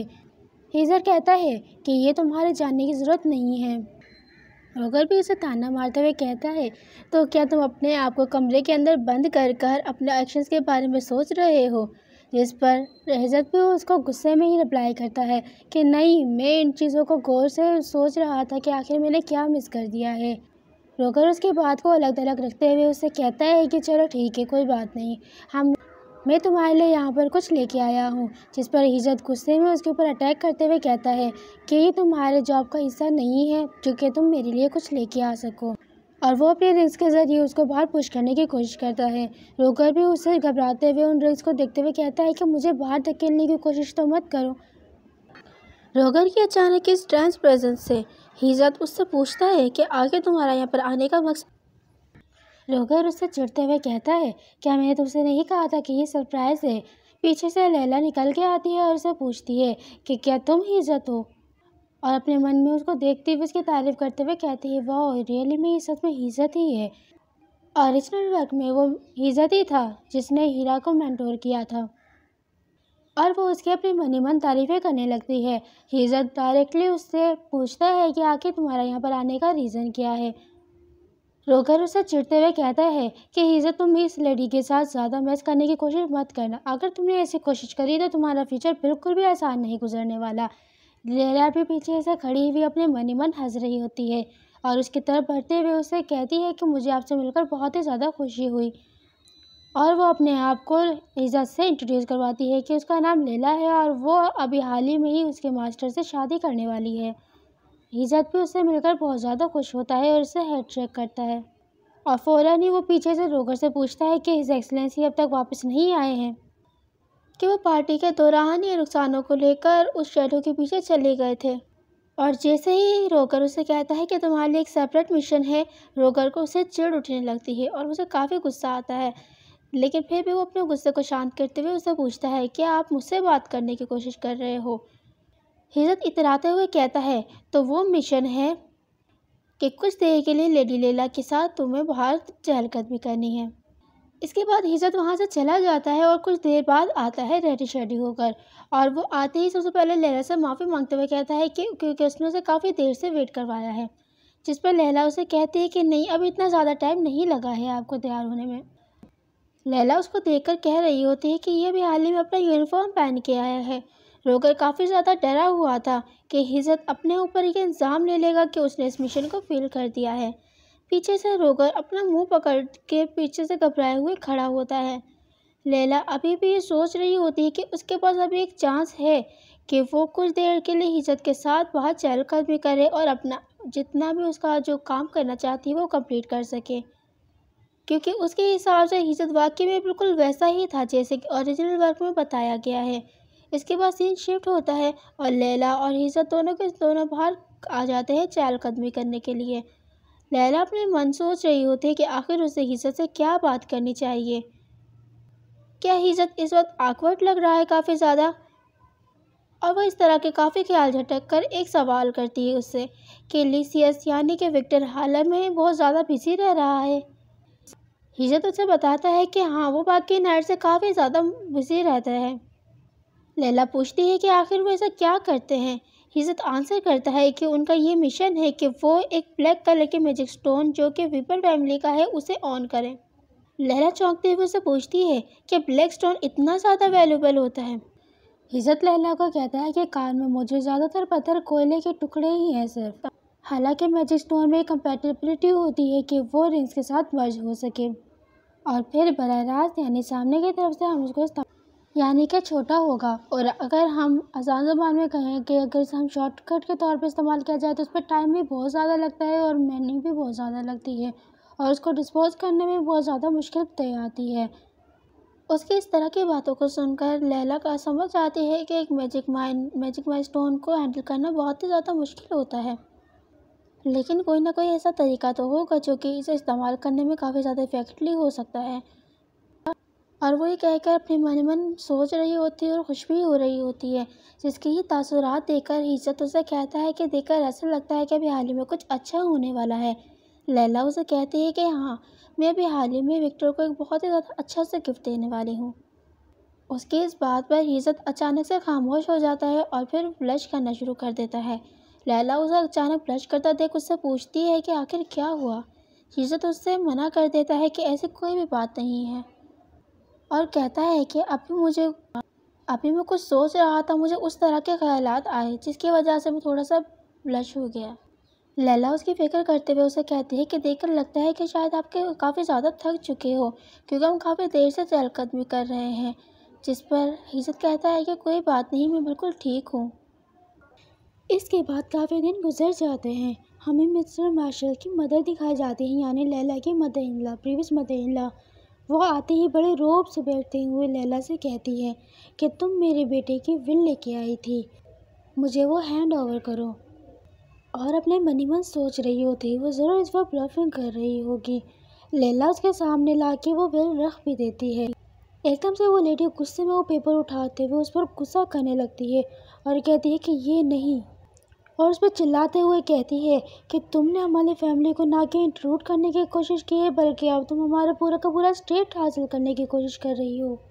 और वो उस पेपर को फाड़ते हुए कहती है कि ये बहुत ही ज़्यादा आउटरेजियस है और ये मुझे फेक लगती है। लैला बड़ी काम वे में सामने खड़ी हुई होती है और कहती है कि हाँ, ये फेक है। और उसके सामने एक और पेपर रखते हुए कहती है जो तुमने इस वक्त फाड़ी है वो एक कॉपी थी, असली ओरिजिनल जो है वो कहीं और पर रखा हुआ है। और वो पेपर उसके सामने करते हुए कहती है कि क्या मैं आपको वो शो कराऊं, इसका एक प्रूफ। असल में वो पेपर इनहैलिट बैंक के अंदर रखा हुआ है। वो लेडी बड़े ही गुस्से में उसको कहती है कि आखिर तुम्हारी हिम्मत कैसे हुई कि तुम मुझे मॉक कर सको। लैला कहती है कि ये कोई इंटरनेशनल नहीं था। वो औरत अभी भी चीखे जा रही होती है और उसके साथ बदतमीज़ी कर रही होती है और उसे उसकी हैसियत याद करा रही होती है कि वो बिल्कुल ही लोली फैमिली से ताल्लुक़ रखती है। अब लैला का भी सवाल जवाब दे गया था और वो भी बड़ी रूड वे में और गुस्से में उसको कहती है कि मुझे लगता है कि शायद आपने सुन लिया होगा कि मैं अभी हाल ही में दोबारा से शादी करने वाली हूँ। तुम्हें पता है कि मैं किससे शादी करने वाली हूँ? वो लेडी थोड़ी सी चिढ़ती हुई सी उसे पूछती है कि आखिर तुम क्या बात करने की कोशिश कर रही हो। लैला अपना रुतबा दिखाने की कोशिश करती है और उसे कहती है कि अब से मेरा नाम लैला मार्शल नहीं बल्कि लैला वेपर होगा, जो कि वहाँ की टीचर्स कहलाएगी। जैसे ही वो लैला के मुँह से ये सुनती है कि उसकी शादी ड्यूक वेफर से होने वाली है, वो बहुत ही ज़्यादा एकदम से शॉक हो जाती है और उसे समझ नहीं आता कि आखिर इसने ड्यूक को कैसे मैनिपुलेट किया और उसने कैसे उसको राज़ी किया कि वो इससे शादी कर सके। वो लैला को बहुत ही ज़्यादा ताज्जुब भरी निगाहों से देख रही होती है। लैला बड़े ही रोब अंदाज से उसको कहती है कि मैं इस वक्त तुम्हें यहाँ पर एक ऑफ़र देने के लिए आई हूँ। जैसे ही लेडी मार्शल ने ये सुना था कि वो ड्यूक वेफर की होने वाली वाइफ है, तो उसके सारे के सारे अंदाज उसके साथ चेंज हो गए थे और वो घबराहट में उसे रिस्पेक्ट देते हुए कहती है, तो आप क्या चाहती हैं, आप मुझे क्या ऑफ़र करना चाहती हैं। उसके सडन चेंज होने वाले एटीट्यूड को देखकर विला भी समझ जाती है कि वाकई किस किस्म की लेडी है। लैला उससे कहती है कि इस जगह पर दो चीज़ें मौजूद है जो कि मुझे आपसे चाहिए। सबसे पहली चीज़ ये है कि मार्शल फैमिली के पास नेक्सिम किंगडम जाने का डायरेक्ट पास मौजूद है जो कि मुझे चाहिए, और दूसरी चीज़ ये है कि मुझे हीरा की कस्टडी चाहिए। लैला के इस तरह के सवालों को देखकर थोड़ी सी लेडी मार्शल अजीब से अंदाज में कहती है कि आखिर इसको ये क्या चीज़ें चाहिए। वो थोड़ा सा शकीन निगाहों से उसको देख रही होती है और सोचती है कि ट्रेडिंग जो है वो निक्सन फैमिली के साथ सिर्फ हेरन फैमिली ही करती है और पैसे जो है वो कोई इतना ज़्यादा वैल्यूबल चीज़ नहीं है, और हालांकि हीरा भी उसके लिए कोई काम की चीज़ नहीं है। लैला उसे कहती है कि मुझे ये दोनों चीज़ें आपसे चाहिए, तो मैं इन दोनों के बदले में एक बहुत ही ज़्यादा अच्छी चीज़ आपको प्रोवाइड करूँगी। लेडी मार्शल उसको बेइंतहा बेवकूफ़ समझती है उनकी इसकी शर्तों पर और कहती है कि तुम बेवकूफ़ औरत, मैं नहीं जानती कि आखिर तुम ये चीज़ें मुझे ऑफ़र क्यों कर रही हो, लेकिन मैं तुम्हारी इन शर्तों से बहुत ही ज़्यादा डिसअपॉइंटेड हुई हूँ और मैं तुमसे कुछ और मांगने की उम्मीद कर रही थी कि तुम मुझसे कुछ और मांगने वाली हो। और वो लैला से कहती है कि मैं तुम्हें सच बात कहूँ तो ये चीज़ें मेरे लिए कोई भी ज़्यादा मायने नहीं रखती, तो तुम आके मुझे इन दोनों चीज़ों के बदले में क्या चीज़ ऑफर करनी चाहती हो। लैला थोड़ा सा सर झुकाते हुए कहती है कि चलो थोड़ा सा सोचते हैं और तुम्हें इन दोनों की चीज़ों के बदले में क्या बेहतरीन चीज़ दे सकती हूँ। और वो थोड़ी देर सोचने के बाद फिर कहती है कि ड्यूक वेफर ने अभी हाल ही में मुझे एक ब्लैक मैजिक स्टोन दिया है, जो कि अब वो मेरी मिल्कियत में है। मैं तुम्हें वो ब्लैक मैजिक स्टोन दे सकती हूँ, तो क्या ये तुम्हारे लिए काफ़ी होगा। उसके इस बात पे कहते ही थोड़ी सी लेडी मार्शल शॉक हो जाती है, क्योंकि ये बहुत ही ज़्यादा वैल्यूबल चीज़ थी जो कि इतनी आसानी से कोई किसी को नहीं दे सकता।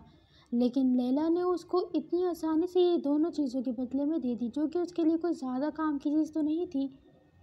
और वो लैला से कंफर्म भी करती है, तो तुम ब्लैक मैजिक मुझे सच में देने वाली हो। और वो अपने मन ही मन खुश हो जा रही थी, क्योंकि ब्लैक मैजिक स्टोन बहुत ही ज़्यादा प्रीशियस चीज़ थी और वो अब उसकी होने वाली थी। और वो सोचती है कि तुम्हें नहीं मालूम कि तुम अभी क्या चीज़ खोने जा रही हो, तुम्हें बिल्कुल भी रियलाइज़ नहीं हो रहा। लैला उसे कहती है कि तुम क्या इन चीज़ों से सेटिस्फाई नहीं हो, लेकिन लेडी मार्शल वो तो लालची हो रही थी और उसे इतनी बेहतरीन डील मिल रही है, वो उसको तो नहीं छोड़ सकती थी। तो वो कहती है कि नहीं, ये ठीक है, मैं इन दोनों चीज़ों के बदले में आपको ये चीज़ देने के लिए तैयार हूँ। और वो फ़ौरन अपनी मेड से कहती है कि जल्दी से जाओ, एक कॉन्ट्रैक्ट लेके आओ। उसकी सर्वेंट भी अचानक से बहुत ज़्यादा शॉक हो जाती है, जबकि लैला भी बहुत ज़्यादा मुतमईन और खुश नज़र आ रही थी। इसके बाद सीन शिफ्ट होता है और हमें लैला का मेंशन दिखाया जाता है कि वो अपने मेंशन में वापस आ गई है। और वो अपनी डेस्क पर बैठी हुई सोच रही होती है कि अभी हाल ही में जो भी अर्जेंटली मैटर थे वो मैंने सारे सेटल कर लिए हैं। और अभी वो इस बात की फिक्र में होती है कि आखिर वो हीरा को अपनी दोबारा शादी के बारे में कैसे बताएगी। और सोच सोच के अपना सर पकड़े जा रही होती है और फिर वो सोचती है और वो उसके बारे में काफ़ी सारे प्लान्स भी बनाने लगती है। प्लान नंबर 1, वो सबसे पहले विक्टर को हीरा से मिलाएगी और डायरेक्ट उसको कहेगी ये तुम्हारा होने वाला फादर है, तो चलो जल्दी से इसको हेलो करो। लेकिन फिर लैला उसको झटकते हुए कहती है कि ये बहुत ही ज़्यादा जल्दी हो जाएगा, चलो प्लान नंबर 2 के बारे में सोचते हैं। वो हीरा के पास रोती हुई जाएगी और उसके सामने डबल ड्रामा करेगी और उसे कहेगी कि मुझे माफ़ कर देना कि मैं अभी हाल ही में तुम्हारे सामने इतनी ज़्यादा चेंज हुई हूँ, जिसकी वजह से और मैं इस वजह से काफ़ी ज़्यादा गिल्टी थी, तो मैंने तुम्हारे लिए एक बहुत ही ज़्यादा बेहतरीन फादर का इंतखाब किया है और लगभग 1 साल तक तुम मुझे नहीं देख पाओगे। फिर वो अपना मुँह खुद दबाते हुए कहती है कि नहीं, ये बिल्कुल किसी नॉनसेंस की तरह साउंड कर रहा है।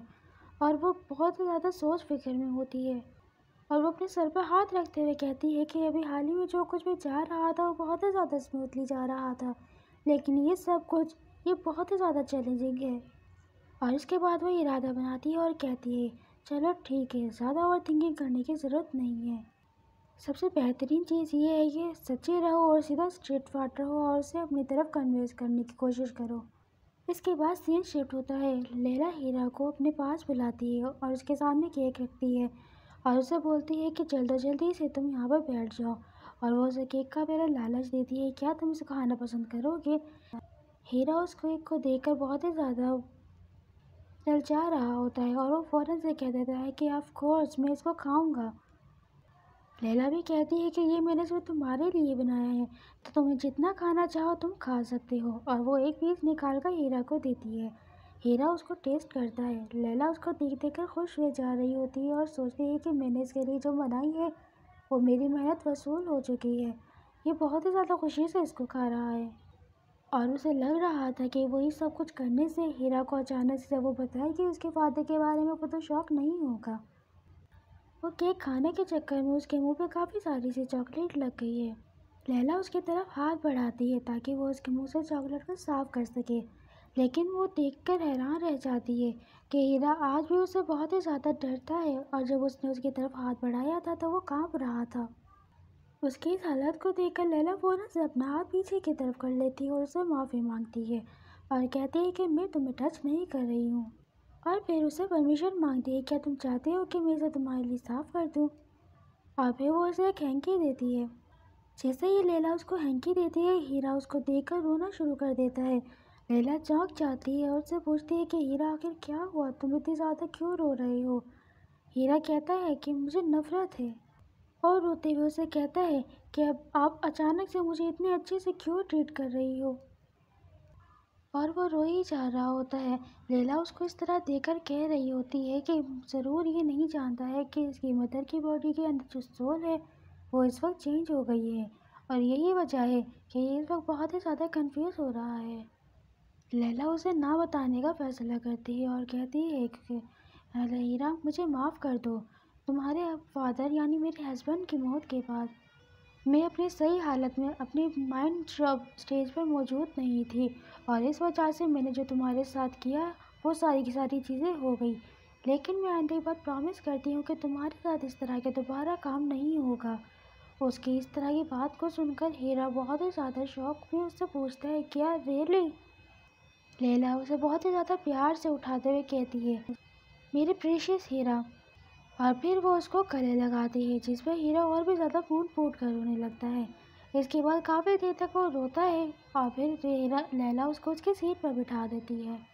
लैला उसे बड़े ही खुश अंदाज में कहती है कि मैं तुम्हें आज कुछ बताना चाहती हूँ। हीरा भी उससे पूछता है कि जी।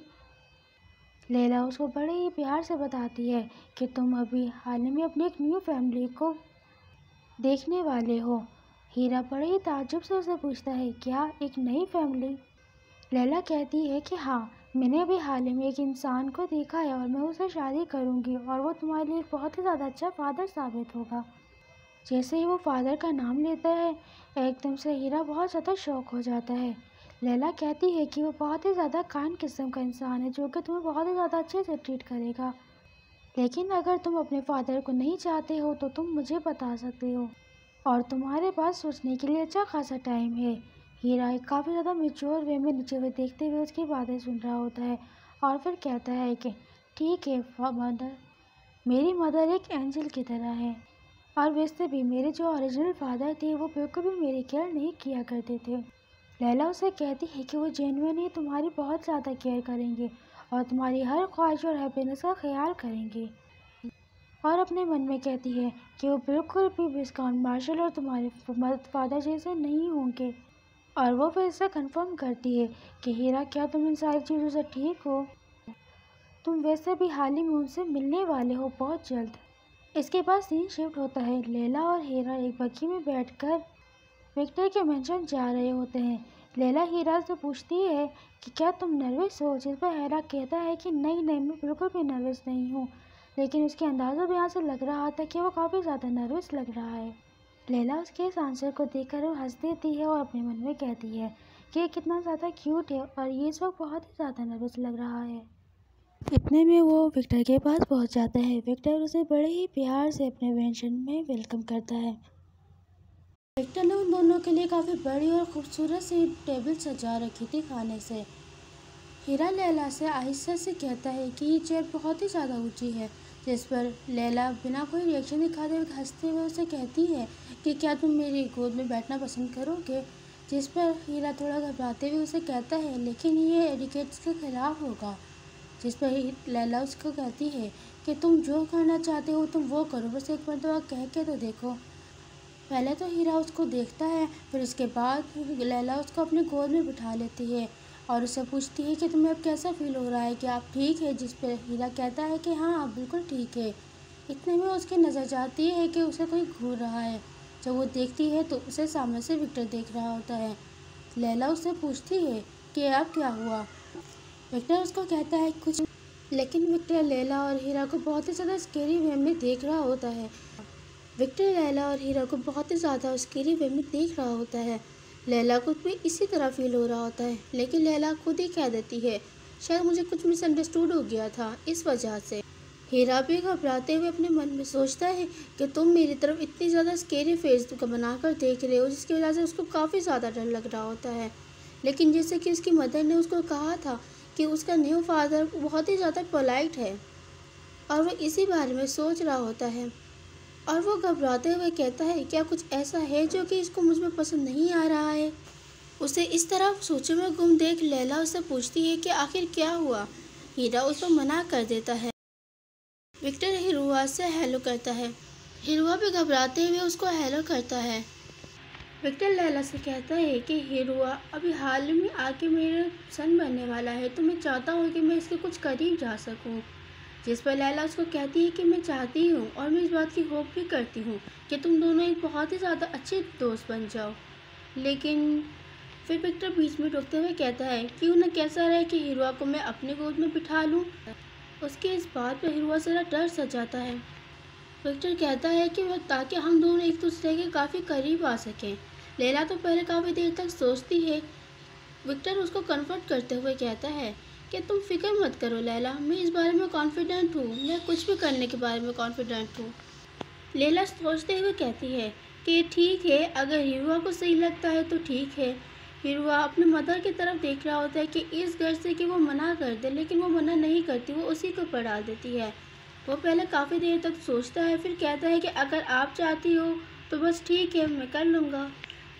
वो विक्टर की तरफ देखते हुए कहता है कि मम्मा ने कहा था कि मेरे नए होने वाले फादर बहुत ही ज़्यादा काइंड किस्म के इंसान हैं और देखकर लगता है कि मेरे फादर मेरी मदर को बहुत ही ज़्यादा पसंद करते हैं और वो यही सोच रहा होता है कि उसके फादर हो सकता है कि बहुत अच्छे इंसान हो। विक्टर बड़े ही प्यार से उसको कहता है चलो जल्दी से डैडी के पास आ जाओ। इसके बाद विक्टर उसको अपने गोद में बिठा लेता है। विक्टर को इतना ज़्यादा कॉन्फिडेंट देखकर लैला उसे पूछती है तुम्हें इतना कॉन्फिडेंट देखकर लगता है कि तुमने पहले काफ़ी बच्चों को संभाल रखा है।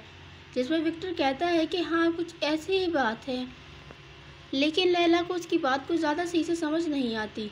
विक्टर ज़रा सही से करके बताता है कि मैं हर चीज़ में अच्छा हूँ। विक्टर हीरा से बोलता है क्या अब तुम्हें पहले से काफ़ी ज़्यादा बेहतर भी फील हो रहा है? अगर तुम कुछ खाना चाहते हो तो तुम मुझे फ़ौरन बता सकते हो। फिर वो खुद ही चॉकलेट मैक्रोन्स का एक बिस्किट उसके सामने रखते हुए कहता है कि मैंने सुना था कि तुम्हें चॉकलेट मैक्रोन बहुत ही ज़्यादा पसंद है। हीरा ज़रा शर्माते हुए वो बिस्किट उठाता है और खाना शुरू कर देता है।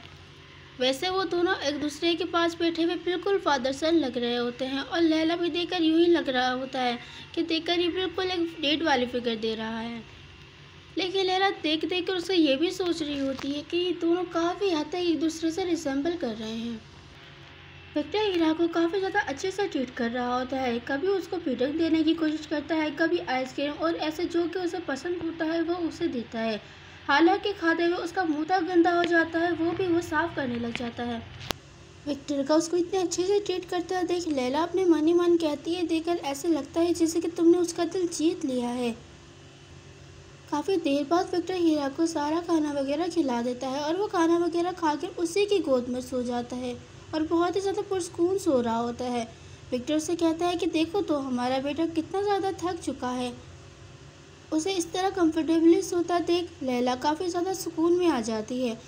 हीरा को इतना ज़्यादा कंफर्टेबली देखकर लैला की सारी टेंशन ख़त्म हो जाती है, वो काफ़ी ज़्यादा सुकून में आ जाती है क्योंकि उसके हिसाब से हो सकता है हिरुआ को काफ़ी ज़्यादा टाइम लगता है विक्टर के साथ घुलने मिलने में, लेकिन उसने बहुत ही ज़्यादा कम टाइम लगाया।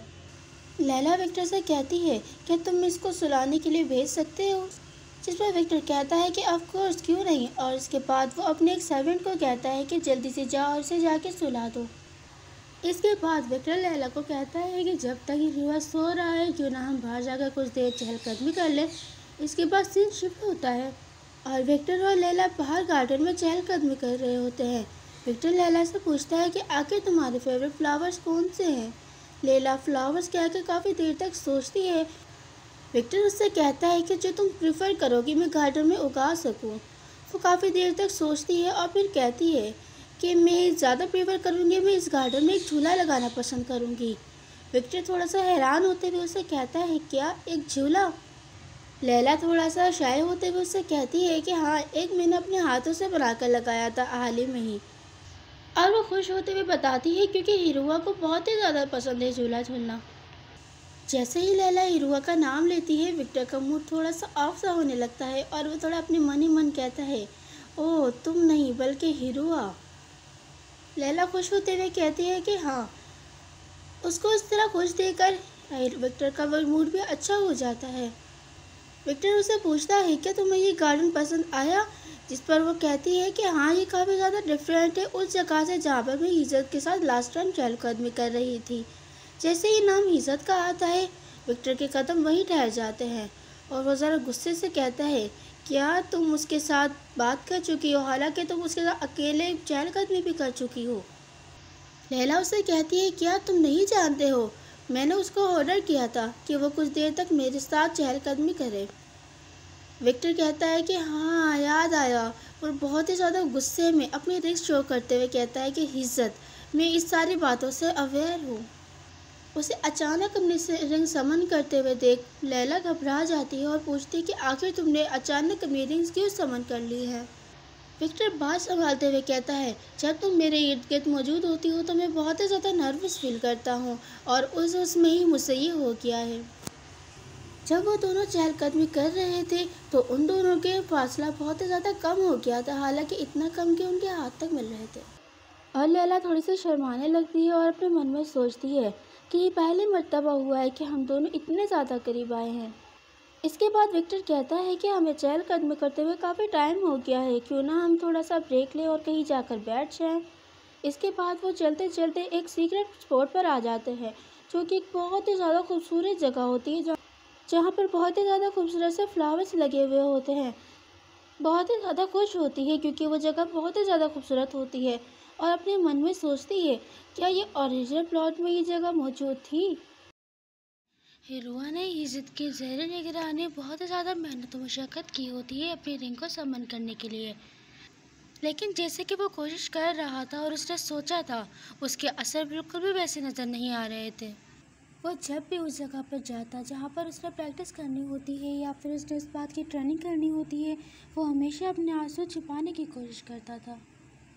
और हो सकता है वो ये जगह हो जहाँ पर वो अपने आंसू छिपाने की कोशिश कर रहा हो, और लैला उस सब को देख देख कर बहुत ही ज़्यादा खुश हो जा रही होती है, क्योंकि नावल में कहा गया था कि वो उस पैलेस के अंदर एक सीक्रेट जगह है जहाँ पर युवा जाकर अपने आंसुओं को छुपाया करता था और छुप छुप कर रोया करता था। लैला विक्टर को खुश होते हुए कहती है कि चलो चलें। लैला को इतना ज़्यादा खुश देखकर विक्टर भी बहुत ही ज़्यादा खुश हो रहा होता है। वो जगह लैला को बहुत ही ज़्यादा खूबसूरत नज़र आ रही होती है।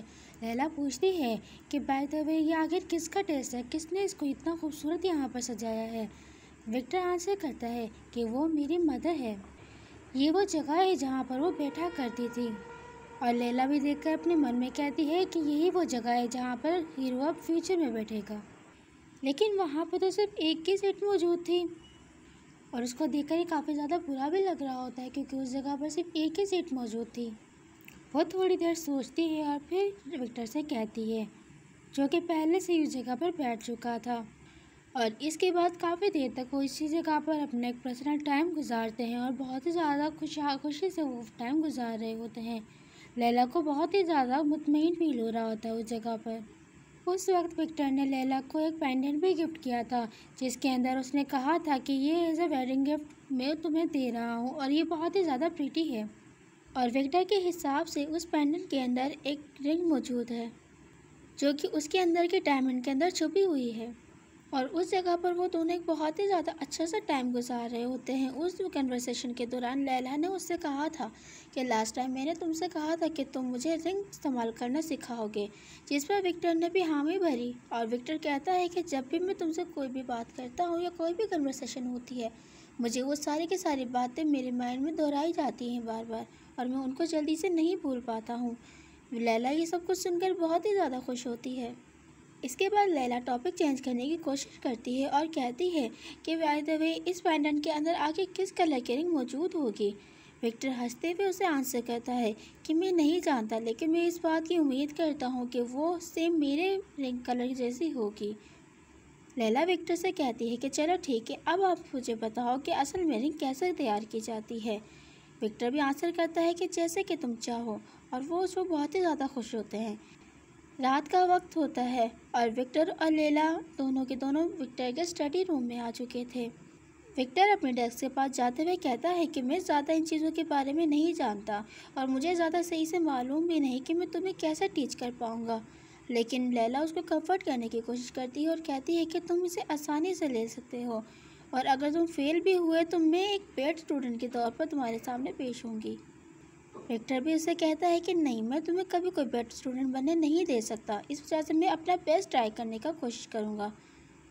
और वो फिर लैला को एक गन गिफ्ट करता है और कहता है कि ये मेरी तरफ से तुम्हारे लिए एक सेकंड गिफ्ट होगा।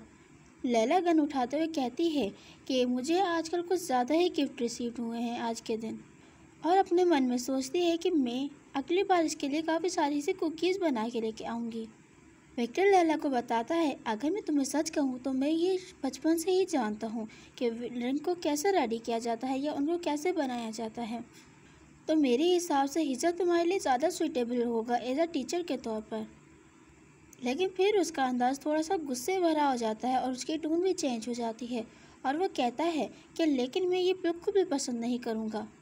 उसकी इस तरह की टोन को देखकर लैला अपने मन ही मन कहती है कि आखिर मुझे समझ नहीं आता कि इसको आखिर इतना ज़्यादा बुरा क्यों लगता है कि जब मैं इसके नैट्स के साथ कुछ ज़्यादा ही मेल मिलाप करती हूँ। विक्टर लैला से कहता है, चलो चलो ठीक है, अब मैं तुम्हें बताता हूँ कि तुम्हें टीच करता हूँ कि बिल शूट कैसे किया जाता है रिंग को इस्तेमाल करते हुए। तो स्टार्ट करते हैं हम इस गन से, और वो उसे एक एक पोस्टर को पकड़कर उसे किस तरह लोड किया जाता है हर एक चीज़ को सिखा रहा होता है, और कहता है कि अगर तुम इसके अंदर अपनी रिंग डालोगी तो वो हर एक गेट से रिफ्लेक्टेड होती चली जाएगी, और इसका मतलब ये है कि गेम ओवर हो चुका है। लैला घबराते हुए कहती है, क्या ये ख़त्म हो जाएगा इसका मतलब? विक्टर फिर भी कहता है कि नहीं, तुम एक बार ट्राई तो करके देखो। लैला उसको कहती है कि मैं नहीं जानती कि रिंग को कैसे समन किया जाता है, और वो काफ़ी ज़्यादा घबराते हुए ये कह रही होती है। लेकिन विक्टर उसे कंफर्ट करते हुए कहता है कि तुम एक मर्तबा कोशिश तो करो, तुम इसे खुद ब खुद सीख जाओगी। तो क्यों ना तुम पहले शूट से आगाज़ करो, तुम्हें एक अच्छी फीलिंग फील होगी।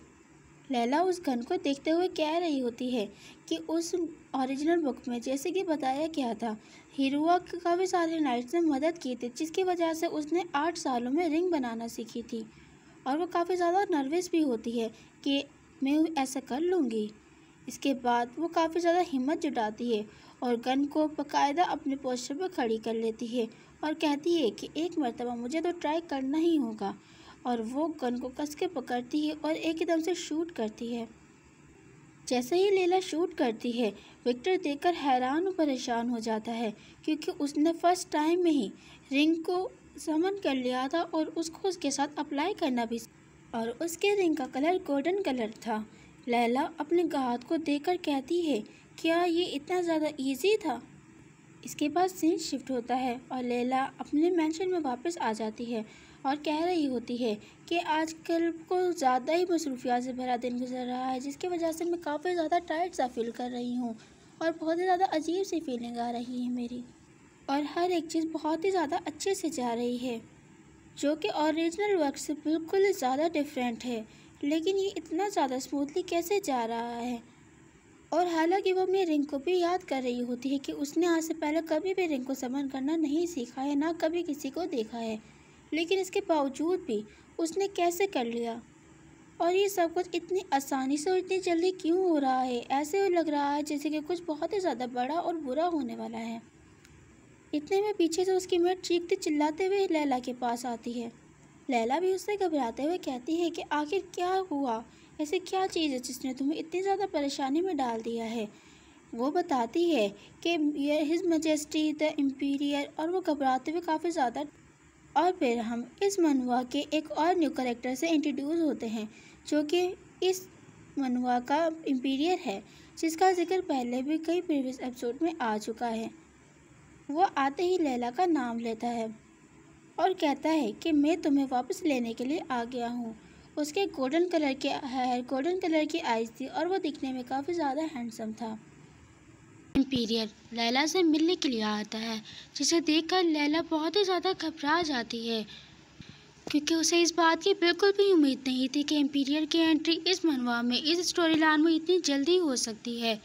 लेकिन लैला अपनी सारी घबराहट को साइड में रखते हुए सबसे पहले इम्पीरियर को ग्रीट करती है, और उसको इस तरह ग्रीट करते हुए देख इम्पीरियर उसे कहता है कि तुम्हारी ग्रीटिंग तो काफ़ी ज़्यादा बोरिंग सी है, और वो अपना हाथ बढ़ाते हुए उसे कहता है कि तुम्हारी ग्रीटिंग मुझे याद दिलाती है मेरी उस बिल्ली की, जो कि काफ़ी अरसों पहले मुझसे दूर भाग चुकी थी।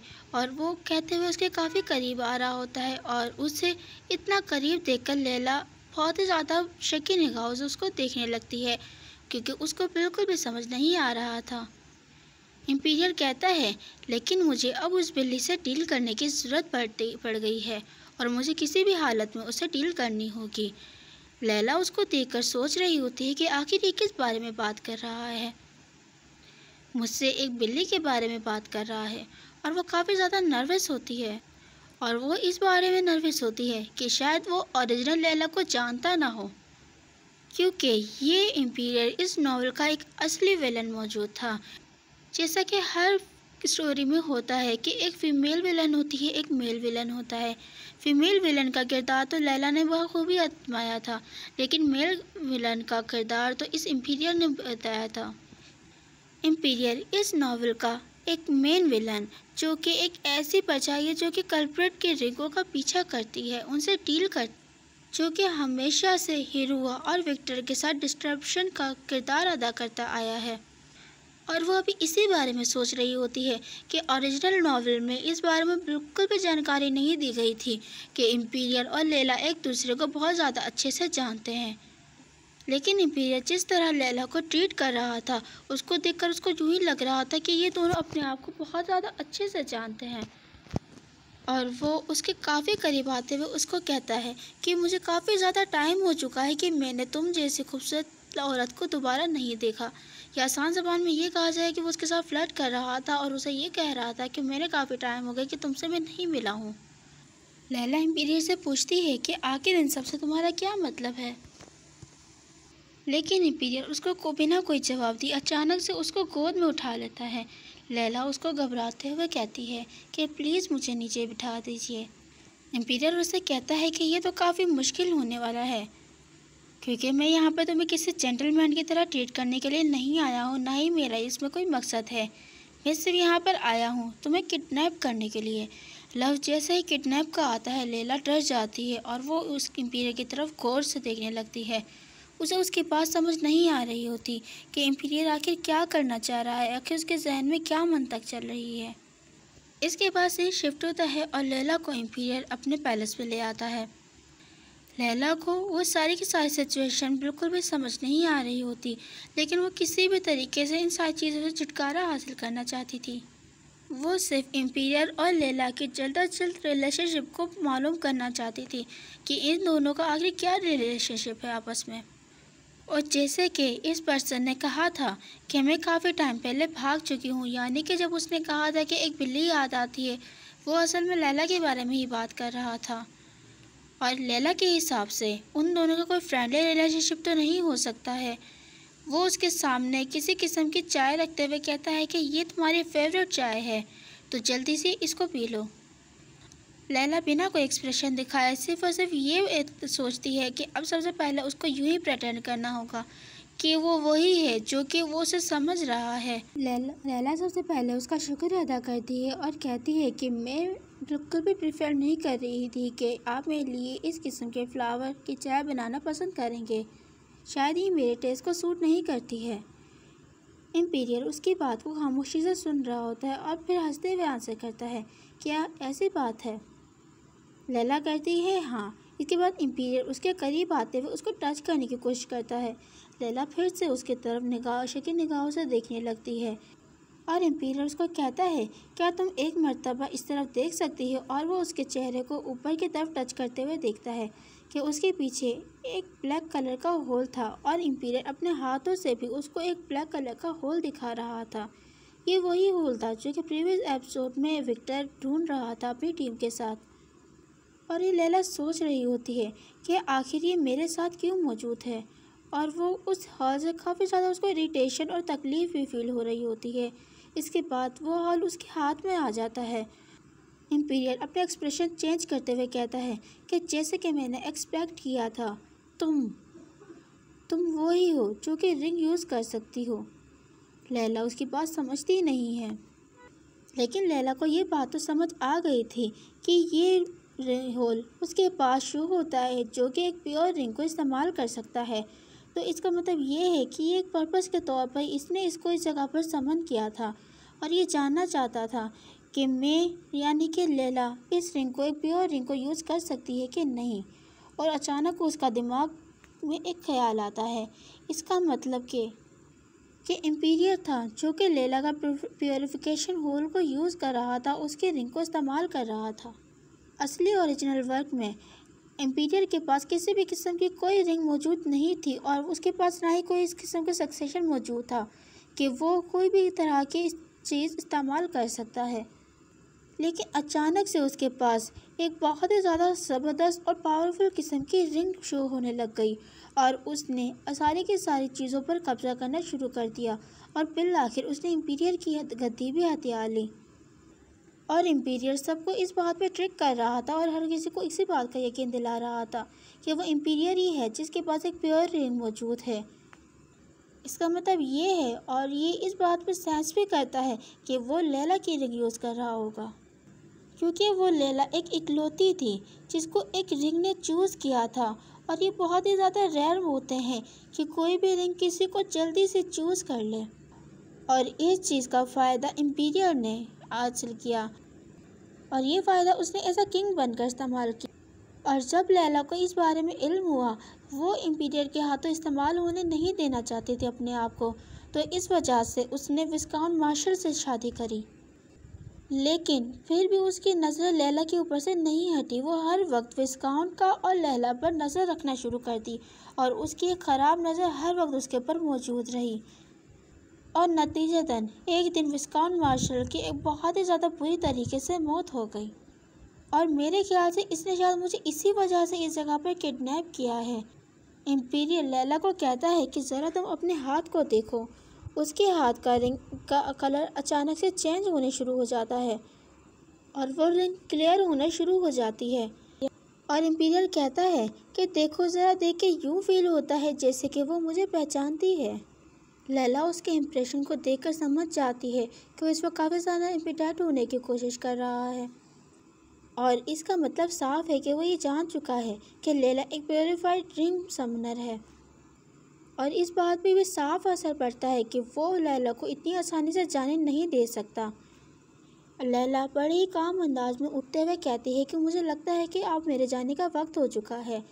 इम्पीरियर अपने चेहरे का एक बड़ा ही स्कैरी वैसा लुक उसको कहते हुए कहता है कि मेरी अभी बातचीत ख़त्म नहीं हुई है तुमसे। और वो ये कहते हुए उसका हाथ बहुत ही ज़्यादा कस के पकड़ रहा होता है और एक बिल्ली का मुहावरा दोबारा से मारता है कि मेरी बिल्ली बहुत ही ज़्यादा बैड टेम्पर की होती चली जा रही है। लैला भी उसको आंसर करती है कि लेकिन हिज़ हाइनेस, मैं आपकी कोई पेट नहीं हूँ। लेकिन इम्पीरियर के एक्सप्रेशन तो इस तरह चेंज हो रहे थे, कभी तोला कभी माशा इस तरह होते ही चले जा रहे थे। कभी उसको गुस्सा आने लगता, कभी वो खुश होता, कभी हंसता और दोबारा से वो एक हंसते हुए मुस्कुराते हुए उसको कहता है ओह तो ऐसी बात है, और वो ये कहते हुए अपने हाथ भी छोड़ देता है और उसी तरह स्माइल करते हुए उसको कहता है तो इसका मतलब ये है कि तुम मेरी कोई बिल्ली नहीं हो और मेरा इस वक्त बिल्कुल भी कोई मूड नहीं है कि मैं तुम्हें इतनी आसानी से यहाँ से जाने दूँ। और फिर अचानक से दोबारा उसके एक्सप्रेशन चेंज हो जाते हैं और फिर कहता है कि मुझे नहीं पता, शायद तुम यहाँ से निकलने के लिए, स्केप करने के लिए ड्यूक वेफर का इस्तेमाल करो या फिर कोई किसी और प्लान का। लेकिन मैं तुम्हारे जहन में एक बात डाल दूँ कि ड्यूक वेफर एक इस तरह का इंसान है, वो इस बारे में फेमस है कि वो औरतों में बिल्कुल भी दिलचस्पी नहीं रखते और ये बिल्कुल भी नहीं हो सकता कि वो तुमसे मोहब्बत करें। और मेरे हिसाब से ये हो सकता है कि तुमने उसको प्रपोज़ किया हो एज अ कॉन्ट्रैक्ट मैरिज के तौर पर, ताकि तुम उससे दोबारा से शादी कर सको। इसके बाद वो दोबारा से अपने एक्सप्रेशन चेंज करता है और उसका हाथ पकड़ते हुए कहता है कि इस जगह पर सिर्फ एक ही पर्सन है जो कि तुमसे दिलो जान से मोहब्बत करता है और वो मैं हूँ। जैसे ही वो ये कहता है, लैला को उसके ऊपर काफ़ी ज़्यादा गुस्सा आने लगता है और उसे चिढ़ उठने लगती है और वो अपने मन में कहती है कि ये सिर्फ और सिर्फ मेरी पावर, मेरी रिंग का इस्तेमाल करना चाहता है, लेकिन ये हमेशा इन सारी चीज़ों को एक मोहब्बत के नाम से ही क्यों इस्तेमाल करता है। और वो ये सोचते हुए अपने बारे में सोच रही होती है कि और उसे याद आता है कि उसके फादर भी यही कहते थे कि क्योंकि मैं तुमसे बहुत ही ज़्यादा मोहब्बत करता हूँ, तुम हर किसी से ज़्यादा मुझसे एतबार कर सकती हो, क्योंकि मैं इस दुनिया में वो हूँ जो कि तुम्हारी सच में परवाह करता हूँ। और वो सोचने लगती है कि मेरी ये डेस्टिनी है कि मैं उन लोगों के हाथों सफ़र होती रहूँ और सिर्फ उनके हाथों इस्तेमाल होती रहूँ।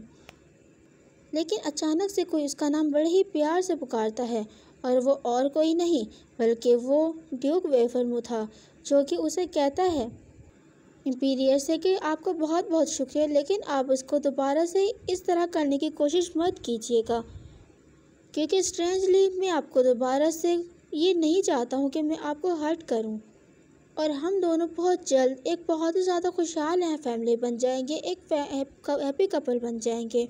और वही बड़े ही प्यार से उसका हाथ थामता है। ये सारी की सारी लैला की इमेजिनेशन। और लैला कहती है कि नहीं, इस वर्ल्ड में एक पर्सन है जो कि सच में मेरी परवाह करता है, जो कि सच में मुझसे मोहब्बत करता है।